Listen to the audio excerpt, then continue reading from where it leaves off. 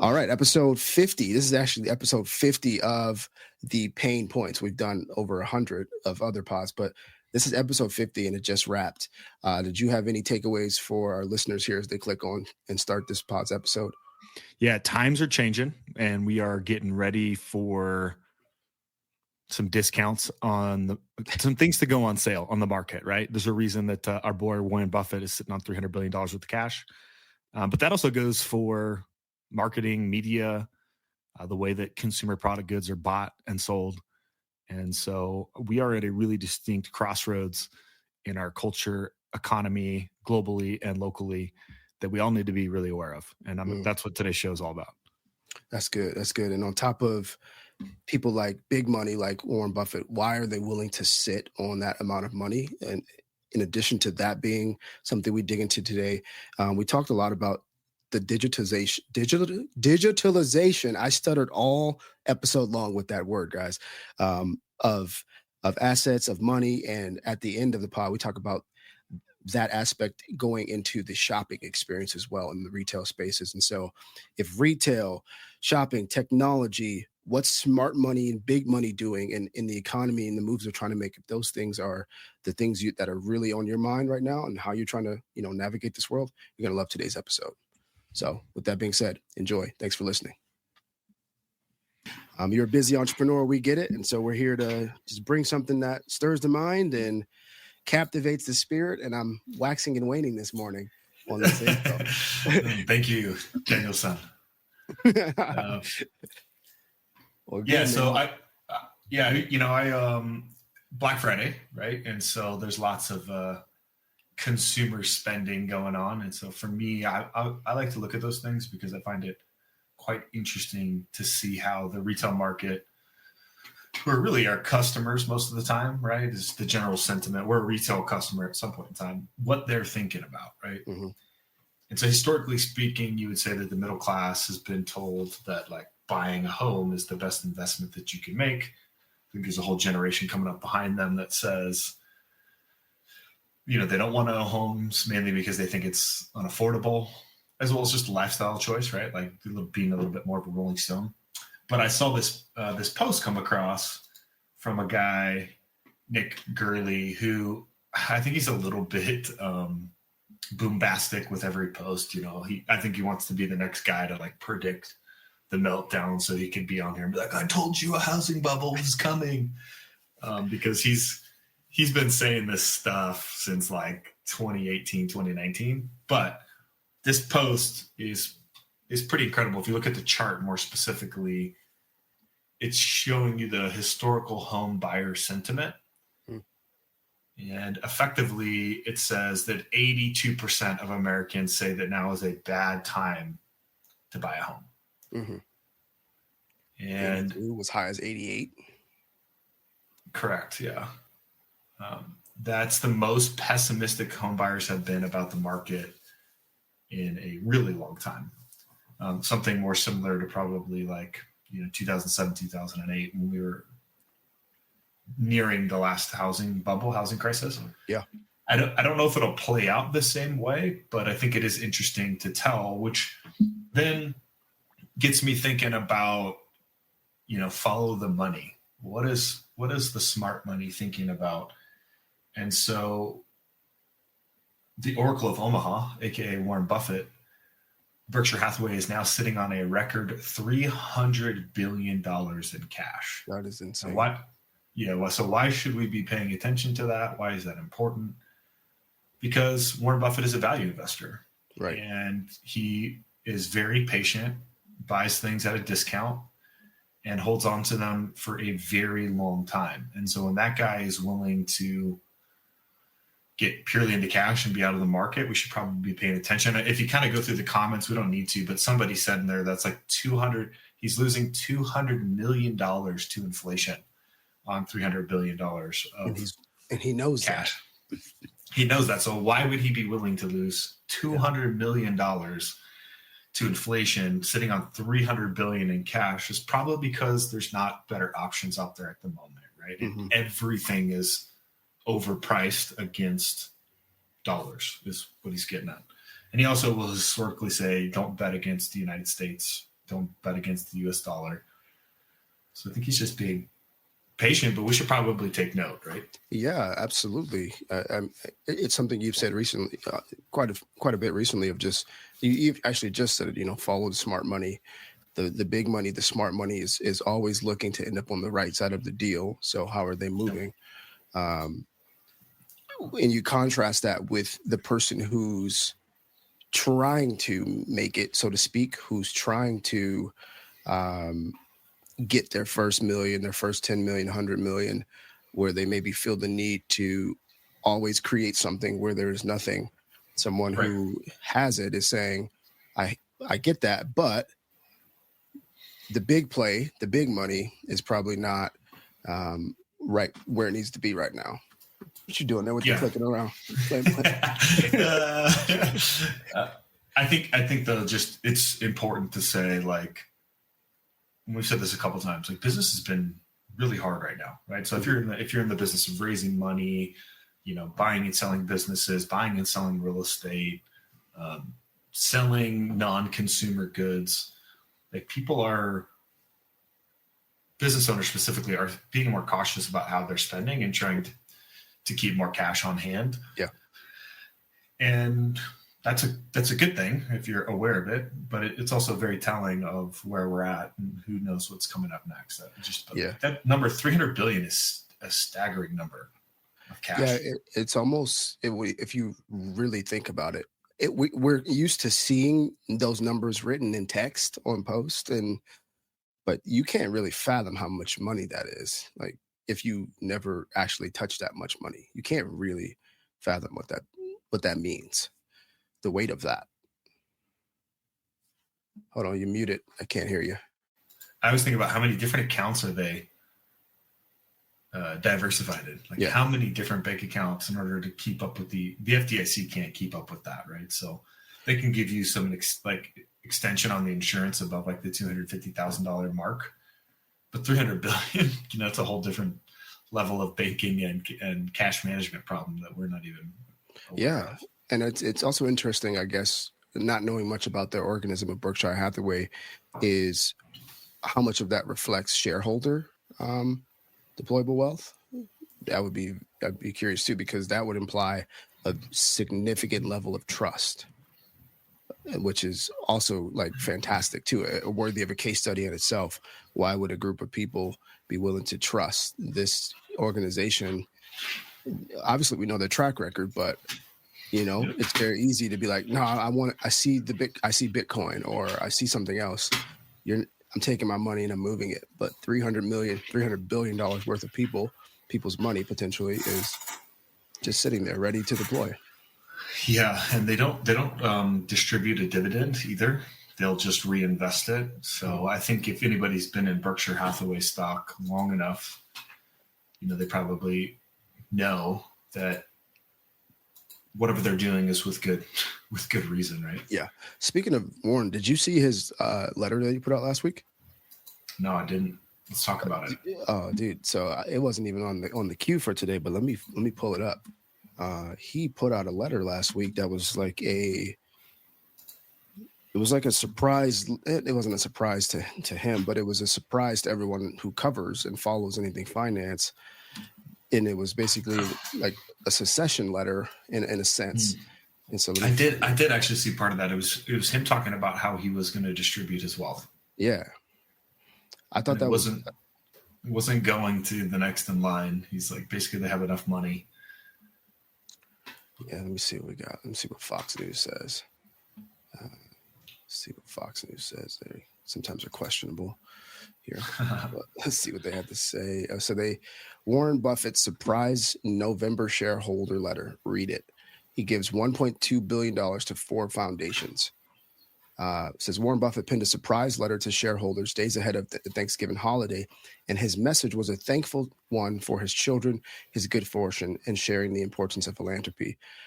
Throughout the letter, one of the things he expressed was the sheer confidence that he had in his children by putting them in positions to be tested and proven to be able to handle wealth and money-making decisions and handle philanthropy and the demands that come with having so much capital ready to deploy and all the people that come at you.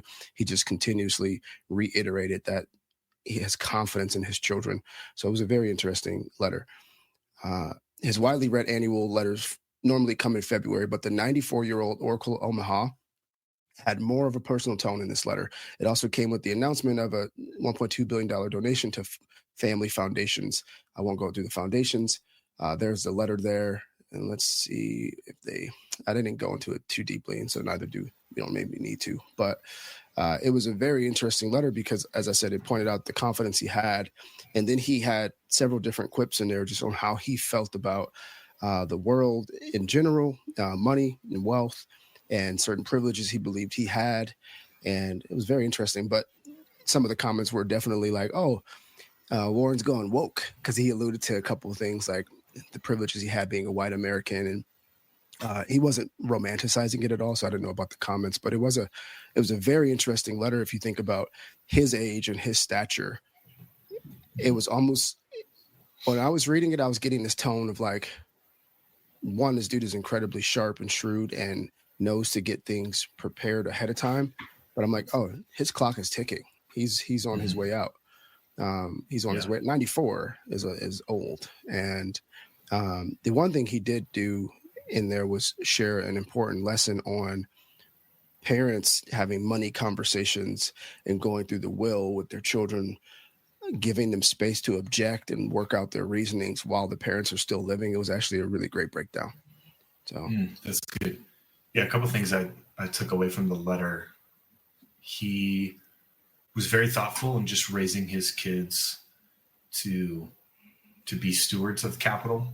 Mm-hmm. We've seen this countless times, but they say the money won't last past the third generation generally because those people don't understood what it took to actually build it or create it, to create that level of wealth.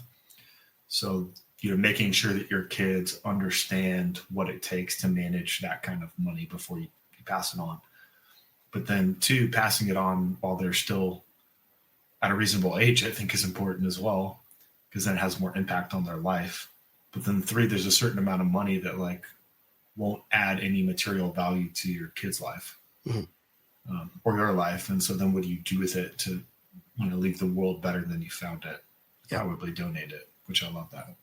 Yeah. He said something in there. I can't remember the exact quote, but it was something like, we're leaving them enough to be able to do anything that they would set out to do, but not enough to allow them to do nothing. It was something like that, where I was like, that's pretty neat.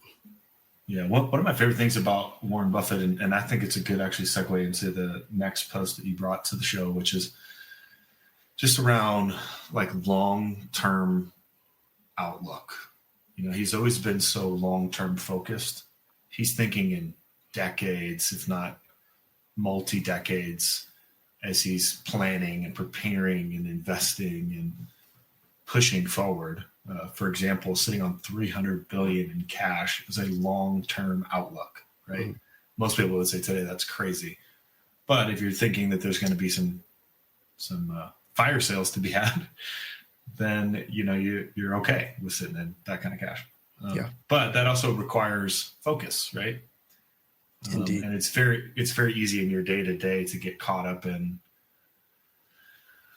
just distraction, right? Thinking that motion and progress are the same thing. You're working on a bunch of stuff, and sometimes busyness. We feel the need as entrepreneurs to be busy in our day to day, because if we're not, then we must not be doing enough, and that just couldn't be further from the truth. But great post from Tom Bilyeu. I'd love to read it.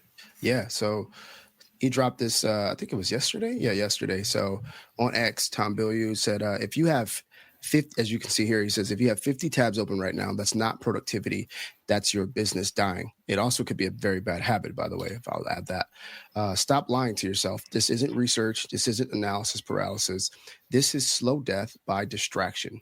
Let me be crystal clear. You're running from something big, something that scares you. Your inadequacies, they stare back at you in the mirror each morning. So you open another tab, you watch another video, you read another post. But successful people, they do something different. They face themselves naked, raw, honest. They look at their weaknesses without flinching, then they get to work. Every day they stack new skills. Every week they close the gaps. Every month they grow stronger.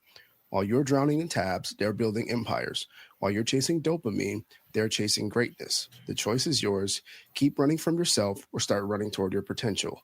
The most successful people don't know more. They just face what they fear. Tom Bilyeu. Yeah, that's good. I think, motion and progress, right? It's like, I know some people that always talk about how busy they are. And it's like, are you really that busy? Like, there's no way you're busier than I am, you know?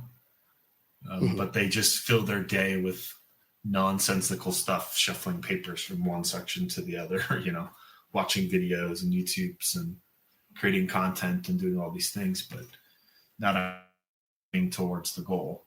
And I think that sometimes comes, it's like he says fear, but I think it's like insecurity. It's almost like distraction, right? From dealing with whatever, it not working as well as you wanted it to or quickly as you wanted it to. It's no different than having a drink, cracking a smoke, putting in a chew, eating food, you know, whatever it is to distract you from the things that you want to do, you got to do.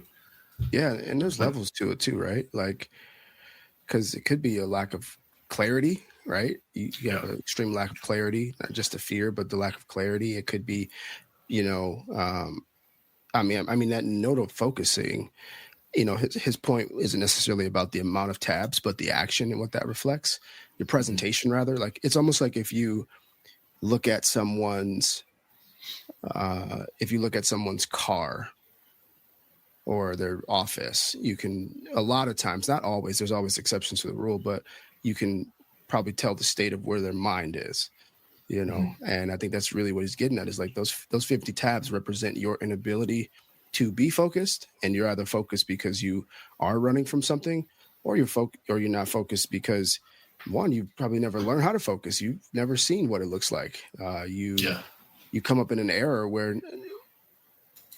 fast results, flashy results, the next post is right at your disposal, let alone the tried and true that says, like, you know, Steve Jobs had that great definition of focus that I don't think it's even his, but focus is saying no to the things you actually want to do, not just saying no. It's like saying no to things that you actually really want to do. If you don't have a sacrificial element, you want to scroll, you want to watch that next video, but focus is going to say, close that tab, finish this email, get this receivable done, et cetera, et cetera. Yeah. So I think too, I think sometimes that procrastination comes from just a misaligned expectation of how long stuff is actually supposed to take. Mm-hmm. You know what I mean? Like when I feel like that sometimes where I don't really want to do the thing, sometimes it's like I have to sit down, recalibrate, and go, hey, this is, you know, one more step towards this thing. It's not going to feel like an immediate impact thing, but it's necessary, right? Like I do need to create this piece of content, cut this video, write this blog post, because I'm looking, again, get back to the long-term perspective. I'm looking down the road at what needs to get done to build this legacy business that we're working on, right? It's like two roads converging, and you're the only person that can really see it. Mm-hmm. So yeah, good post. Yeah, it was a good post. Let's transition here to this next piece. So something I've been thinking about, dude, is the digitization of all things. Mm-hmm. And what I mean by that is, and I'm new to this type of thinking, but the more and more you're engaging with things on Bitcoin and blockchain and over the years, you realize it's really inevitable. Even something like a driverless car, that's the digitization of the driver, you know, and it's everywhere. And I think so what I'm about to share with you guys is really, I was just thinking about it from two perspectives. I was thinking about it from this first one is actually the digitization of employment. And I'm not talking about resumes or applying on LinkedIn type of digitization. I mean, literally the routes and distribution of jobs and the procurement of jobs, everything flowing through digital means, even the candidacy and positioning. And so this example is actually with a gentleman by the name of Clear Value Tax. I follow him on YouTube. I don't know if you do, but he put out a video. Yeah, he's great. But he put out a video where he essentially was applying to be a part of the newly formed Department of Government Efficiency, DOGE. And mind you, he has 2.1 million followers on YouTube, a couple 100,000 more across other platforms. And he took the chance to say, like, I have this massive following. I want to be a part of this mission. And it got the attention of Vivek and Elon. And what struck me was just, dude, we are seeing, one, we know that they're already talking about having a podcast where they're talking about what's happening in the department. And so now you were seeing all of this stuff being digitized. It's moving forward to a place where it's not going to be in the books. It's not going to be in the papers. It's not going to be in the meetings hidden by stuff. It's going to be front and center, just like blockchain, just like Bitcoin. And so he puts out this video where I'll share a clip, a little bit of it. Let's listen to it a little bit, where he just gives his pitch and he is explaining why he wants to do this. But this does a couple things. Not only does it get circulated and get the attention, it now makes the very ethos of this Department of Government Efficiency, of being accountable, that principle that they're leading with, and transparency, it puts them in a position to have to stand on their principles when you have a guy that has 2.1 million followers saying, I want to help. If you reject a guy like that, or you don't respond to a guy like that, you show that you're not serious. And so it's a very interesting thing to do. Decreasing government waste and corruption. I hope that you will support me. So I applied to DOGE, the Department of Government Efficiency, and I want to show you my resume, which I submitted to DOGE via X. But first, I want to show you this to give you some context. So this is DOGE's account on X, and DOGE's purpose is to cut wasteful government spending, to slash excess regulations, and dismantle government bureaucracy. Now, DOGE is accepting applications. So here's what the job posting said on DOGE's X accounts.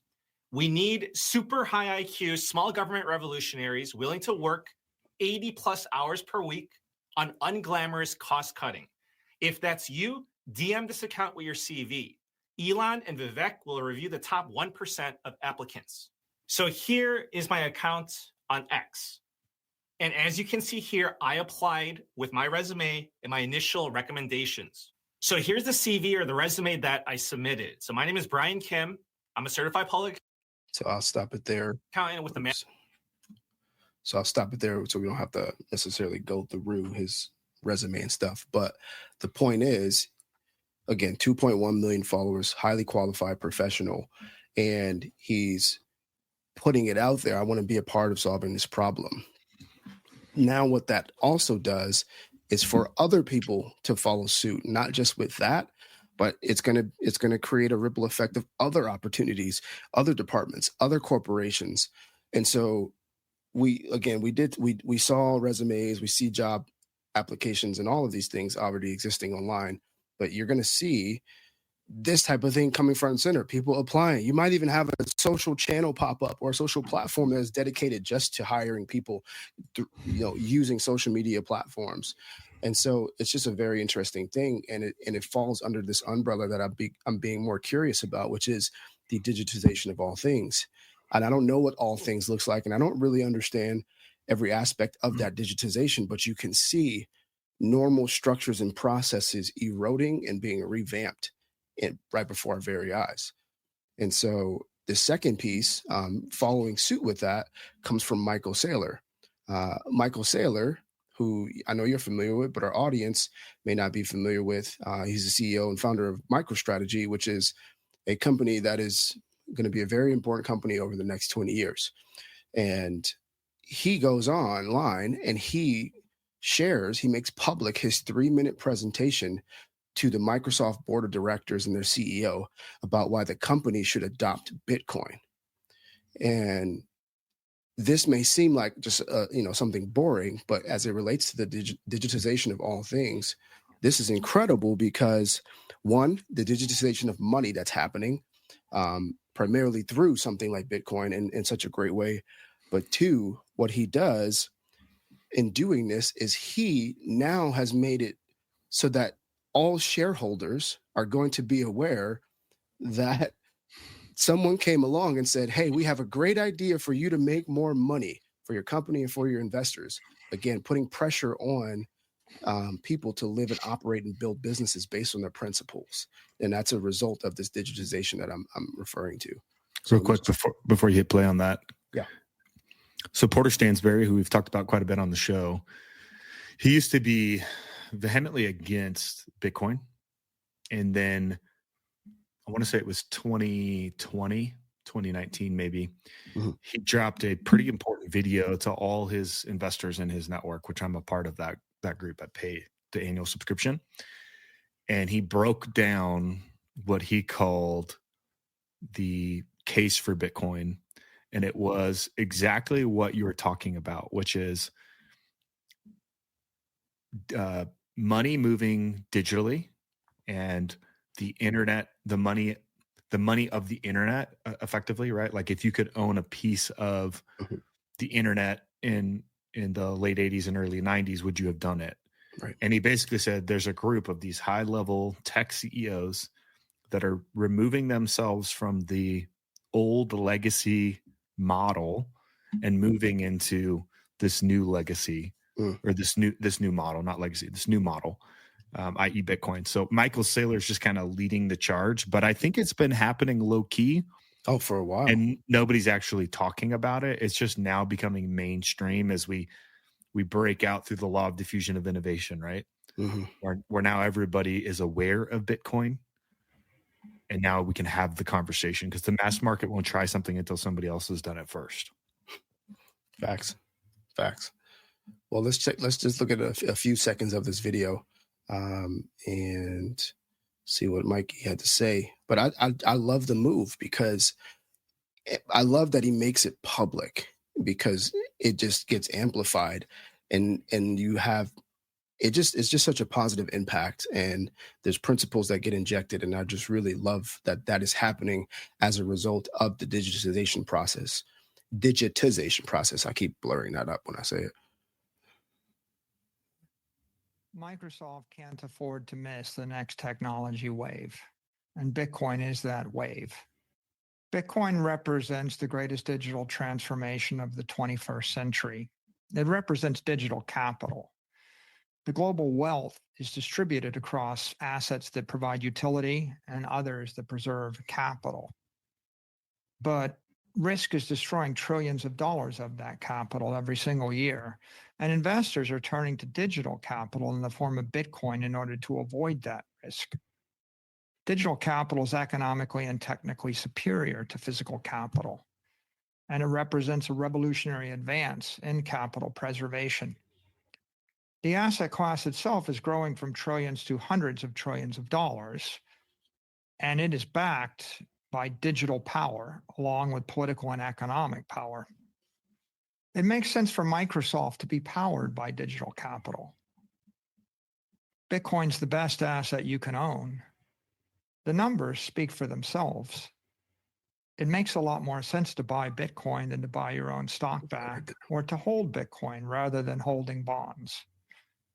If you're going to outperform, you're going to need Bitcoin. And those bonds are undermining your options market and your equity liquidity. Luckily, you have an alternative. Public support for Bitcoin is surging, as is political support, as is support for the U.S. Bitcoin Strategic Reserve, as is Wall Street support. And the President of the United States says, never sell your Bitcoin. That's why we're entering year one of the crypto renaissance. And you have a choice to make. Cling to the past or embrace the future. Divest billions of dollars and slow your growth rate. Invest billions of dollars and accelerate your growth rate. You've surrendered hundreds of billions of dollars of capital over the past 5 years, and you've just amplified the risks that your own shareholders face. If you want to escape that vicious cycle, you're going to need an asset without counterparty risk. What if you could buy $100 billion company growing faster than Microsoft for 1x revenue? What if you could keep doing it every single year? It's time for Microsoft to evaluate its Bitcoin strategic options.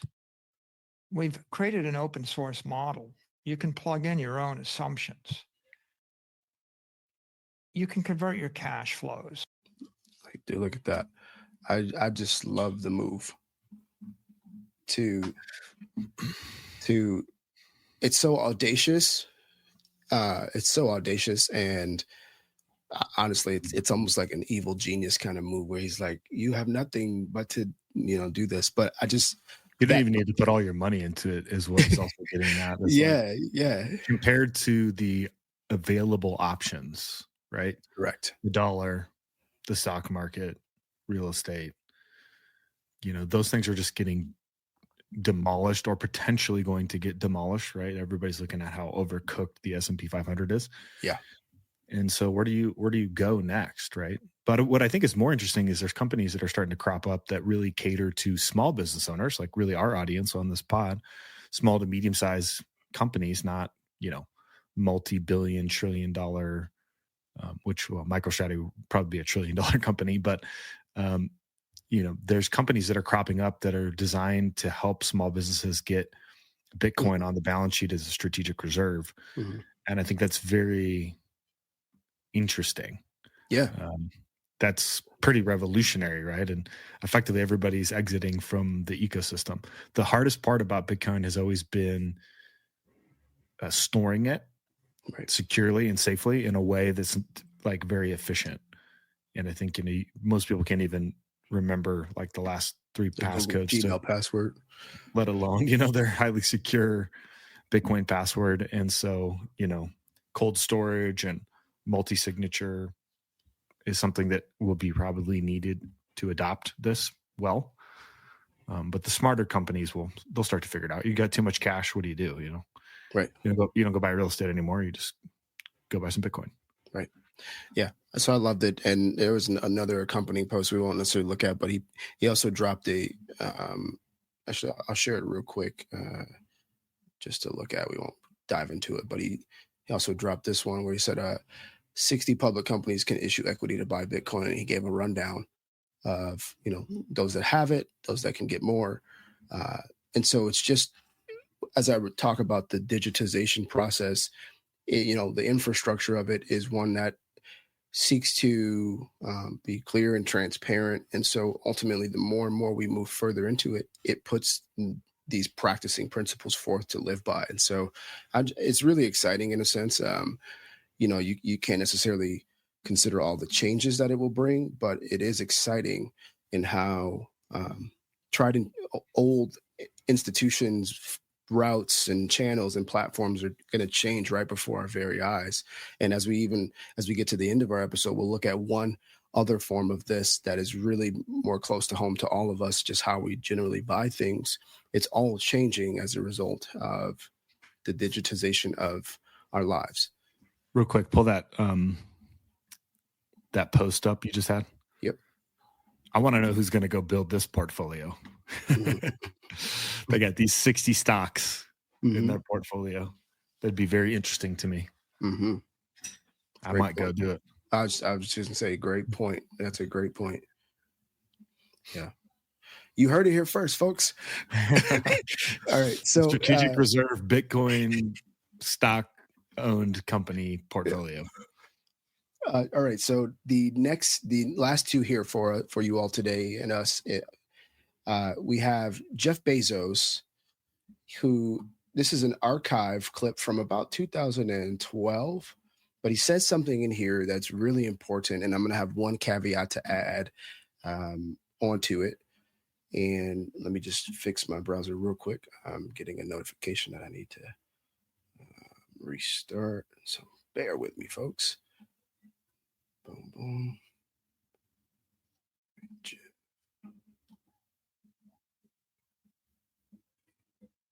All right. Let me know if you can see Jeff there. Can you see Jeff? All right. Cool. So we got Jeff Bezos. This comes by way of Startup Archive. He says, they say, Jeff Bezos explains why product is more important than marketing in the internet era. Now, again, this is 2012. Try to disregard your own personal feelings and your own experiences when you think about your consumption of material content, your own practice in business, and just listen to what he says. Word of mouth. I think on the internet, word of mouth is more powerful than it has ever been before. In blogs, on social networking sites, by email, you can easily email 10 friends something, text messages, and so on and so on. I think this is a very powerful and positive phenomenon for society, because I think in the past, if you were making a product, the right business strategy, not necessarily the right thing for society, but the right business strategy was to put 70% of your attention, energy, and dollars into shouting about the product, marketing the product, and 30% into building a great product. You could win with a mediocre product if you were a good enough marketer. Right. And I think that is getting harder to do. That strategy, the balance of power, is shifting away from companies and toward consumers. In another way, the individual is empowered now. The individual is getting empowered. And what companies, the right way to respond to this if you're a company is say, okay, I'm going to put the vast majority of my energy, attention, and dollars into building a great product or service, and put a smaller amount into shouting about it, marketing it. Because I know if I build a great product or service, my customers will tell each other. You have to mix in some patience with that. You're going to have to take a long-term attitude. But if you do that, I think another way to say it is maybe we're moving into a world where the truth is more on the surface. And I think that's a very healthy and good thing. So it would be very easy for someone to sort of disagree with that, especially if they've been in the world of business and business content and media and marketing. It's very easy to disagree with that in some ways. But if you actually look at it in a broader scope and over the course of, he said it in 2012, let that marinate 10, 15 years. And what you can see happening, even with the examples we just looked at, is now that empowerment where the space of a great product drastically outweighs marketing. I think we've now entered into that area, that the fruition of the statement, because you could get by with great marketing for the last 5-7 years still. But what we're seeing as we continue to see high level, we're seeing traditional influencer spaces die. We're seeing the emergence of AI. We're seeing Bitcoin, blockchain, all these different things. And what his point was is that truth is coming to the front. And so what's going to happen is the consumer is going to essentially be in a position where they're not going to lie, and they're going to stake their word of mouth on, I really like this. This is a great product. It won't be, you get to, like he said, you get to just market it and it's mediocre, and that's okay. And that's been happening for a long time. And one perfect example of this is the Prime drink with Logan Paul. Massive. We talked about it over the last couple of years. Massive, competing on a big stage. Well, a lot of athletes and a lot of people who are actually conscious on their health are like, that is not the drink to be drinking. And just as bright as that light bulb was, it started to dim a little bit. And so it's only so far that the marketing is going to get you, that personality is going to get you, because the things we have to think about in the digital age are going to come forth, like health, like it's coming forth. And so Jeff was right back in 2012, even though it can seem like it, just based on a lot of our experiences with social. And so I thought that was a great reminder for you guys out there as you're building your products and your companies with products and services, is like, stay focused on it. Don't get caught up in the whims of, I need to be the greatest marketer. And the one caveat that I mentioned I was going to add is, build a great product. Yes, some marketing, but document it. Let that be the most powerful form of marketing that aligns with that product, and almost is like virtual R&D and Yeah, I just think the documenting piece along with building a great product. So I don't think he's saying don't market at all. I don't think he's saying don't talk about it at all. Don't be a great marketer. But I think you can take some of that pressure off that 30% by just documenting along the way to building a great product. So you might be, I think you're muted again.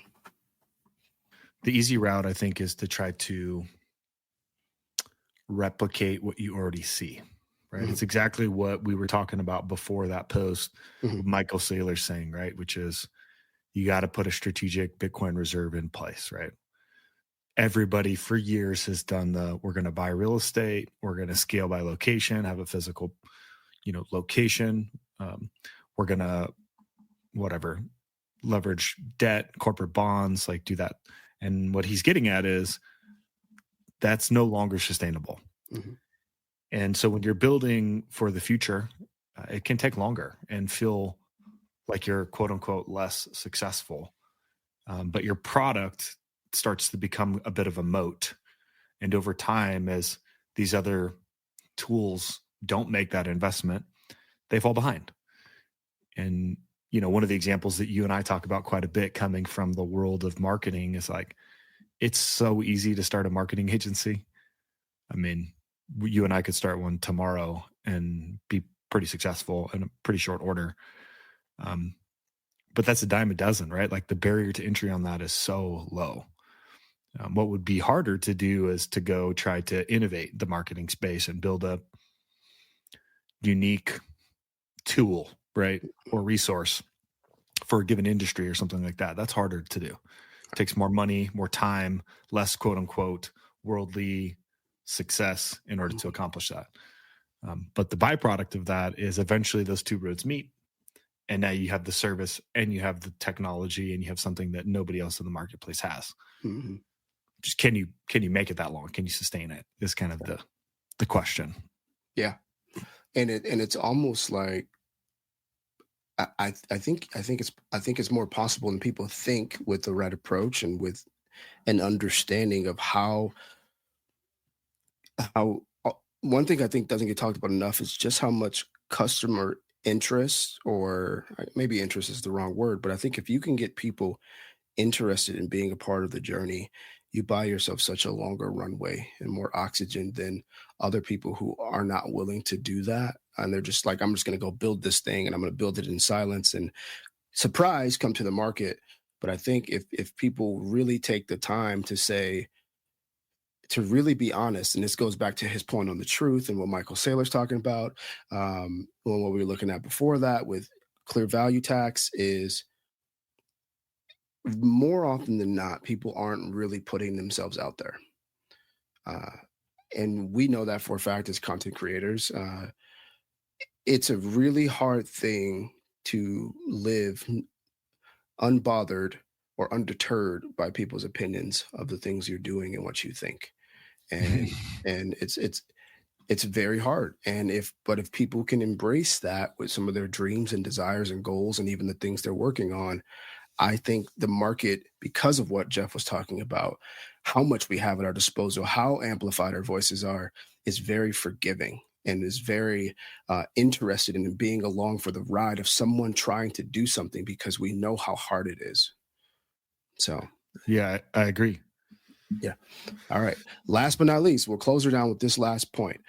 In our notes here on the queue, I wrote that specifically. I wrote retail and commercial real estate is about to get wrecked, and it's going to be by social shopping, live shopping. And this clip we're going to look at is from GaryVee. Say what you want about GaryVee. GaryVee knows what he's talking about, folks, and I will ride or die on that fact alone. The dude knows what he's talking about. He is not a dummy. People are like, oh, he said NFTs. He actually wasn't talking about the NFT. He was talking about the technology that undergirds NFTs and how that's not going anywhere. You just have to learn to listen instead of, getting caught up on his tone. But here's an interview he did on CNBC, I believe, and he's talking about live shopping. And if you are in the content space, even just a little bit, you'll know that live shopping is a real thing.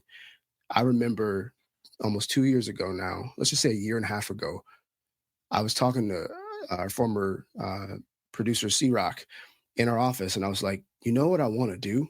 I want to start a QVC channel on YouTube where it's just live all the time and you're just getting people to come in and share. And I wasn't really even thinking about TikTok, but Gary has some great notes here. It is a real thing. And China, if you look overseas, they've led the way on a lot of things with this through Douyin. I think it's pronounced Douyin. And it's their version of TikTok. But commerce, retail, and subsequently impacted by that, commercial real estate is about to get wrecked by live shopping. So let's check it out.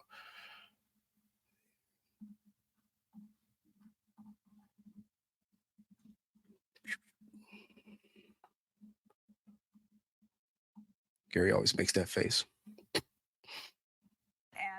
Gary, welcome. It's great to see you this morning. Great to see all of you. So what's a live event? Is this different than QVC shopping? Not really. Yeah. I mean, it's really, when this is the year, I mean, next year, this is going to be a huge topic for everybody who watches this program, and you'll be talking about this. It really is QVC on social, other than the way the algorithms work in social now. When a person or a company goes live, they're going to find audiences. The algo is going to bring it to you. So obviously, QVC home shopping that were in the 80s, the consumer had to click and go there. Mm-hmm. The fact that I'm going to be in my feed and then boom, there's a live shopping event and boom, the algo knows that I like t-shirts or vitamins or beauty and I get it. That's going to be a big factor. Can I just say, like, you're going to have to sell me on the live events because I already buy a lot of stuff on Instagram. Yes. Where it's a pretty effective ad. It's yes. flashy. It shows me how it works. Yes. The video makes me think, yeah, I want this. I don't know if I want somebody talking at me saying, hey, buy this product. You've got this much time to do that. Sell me on this. Why do I need something more than what's already selling me on Instagram? Well, I don't really want to sell you. It's been sold, meaning there are unbelievable amounts of people making over $1 million a month already on TikTok live shopping. So it's not about, convincing. It's about the conviction. Those are vendors. Those are essentially companies selling. No, they're influencers. You're saying influencers are making $1 million a month? Yes and yes, right? So they have a product. Yes, as well to that. And hawking a product. Yes, to that as well. This is going to be massive. Again, this is such a global platform. This has been going on for a decade in China. I've watched the stuff in China. Right? I've literally been waiting for 10 years for this. Like there's videos of me in 2015 saying this is coming. It seems a little hokier than some. All right. I'll pause it there. Gotta love the legacy media. Exactly. That's exactly. Not understanding what he's talking about. They're so disconnected from, people would do that. I don't do that. So nobody must do that. It's like, well, you're not the target audience, my friend. And people did it a long time ago in QVC. You know what? My grandfather had closets worth of stuff that he didn't need because he'd be up late at night, not being able to sleep. And some dude came on there with a Ginsu knife and he's like, I need that. Right. Right. And she also doesn't understand that when she says like, I don't want to see that, you are already doing the behaviors. It's just when everybody's doing it, you're just going to jump right in and do it. Right. It's no different from you shopping from an Instagram ad. You are already doing the thing that they want you to do.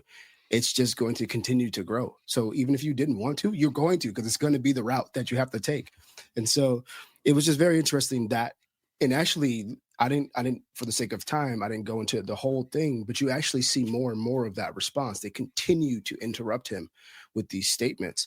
And he goes into how this is retail is changing. And I threw the commercial real estate piece in there because now we're not talking about brick and mortar shops. We're talking about, I'm going to be able to do this from my home. I'm going to be able to do this from a small shared space with other people that isn't, I might even build the space, or I might find some warehouse that has it. If I'm thinking about it, I'm going to buy a warehouse that has space for 30 vendors in my town or in my area. And I'm going to say, you guys come do it. We run live all the time. This is the brand channel. And now it's the new QVC in 2025 that's comprised of, instead of just one person doing it, it's all of us. And it almost builds a channel on top of it. And so it's like, it's all there, dude. And you're like, they can't see it, but it's there. They can't see. Just go to a mall and look around. Like, right. There's nobody walking around buying stuff. Outlets is maybe an exception, right? Because people are going there to, again, that's more what I would call experience-based retail. That's right up there with, barbershops, gyms, churches. You have to go there to get the experience. It's much different. But if we're just talking about general consumerism, we're just talking about general shopping about. Yep. It just doesn't work that way anymore. And so I think a lot of these malls are going to turn into really great, redevelopment opportunities for other stuff. Mm-hmm. Who knows what that will be, but it's definitely not going to be traditional retail anymore. 100%. And it goes back to that same thing, the digitalization of shopping. You're seeing it right there. And one of the people featured in that little B-roll segment, I forget the name of the company, but the founder's name is Stormy something. I forget it, but they went live and in the span of 6 hours did $1 million on social live this past summer. Wow. And so he's not blowing smoke. He's just not being Gary, who's excited and passionate about something because he wants to sell you something. It's there. There was a company in China. They did $14 million live, $14.5 million just on live shopping. That's not a single ad buy. That's no ad creative. There's no ad budgets there.